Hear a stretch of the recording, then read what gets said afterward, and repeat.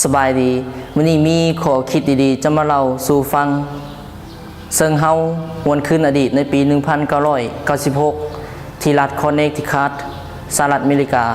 ซึ่งมีเด็กน้อยผู้หญิงคนหนึ่งชื่ออเล็กซ์สกอตได้ถือกำเนิดขึ้นมามีเพียงอายุ1 ปีก่อนวันเกิดเล่า2 มื้อท่านหมอได้ตรวจพบว่าเราเป็นโรคมะเร็งอเล็กซ์สกอตเราบ่ยอมให้โรคให้มาแทรกซ้อนจิตวิญญาณของเราหรือว่าทำให้จิตใจของเราเมื่ออายุได้4 ปีหมู่ของเราที่ชื่อเทเรซาก็ได้เสียชีวิตลงหลังจากนั้นเราจึงสัญญาให้กับตนเองว่า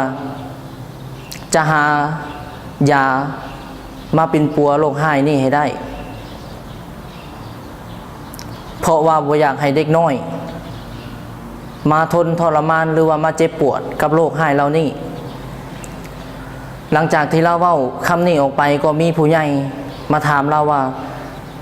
เจ้าจะเฮ็ดอะไรเจ้ามีเพียงอายุ4 ปีเท่านั้นเจ้าจะหายามาแต่ไสมารักษาโรคเรานี่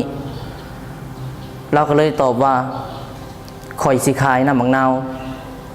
เพื่อไปบริจาคเงินให้กับนักวิจัยปีทำอิฐที่เราขายน้ำมะนาวเราได้เงินอยู่ $2,000 สหรัฐหรือว่าตกเป็นเงินบาทกับประมาณ 70,000 บาทหลังจากนั้นนักข่าวก็มาสัมภาษณ์เราต่างๆนานาถึงเราจะเจ็บปวดในการปากเว้าแต่เราก็ทน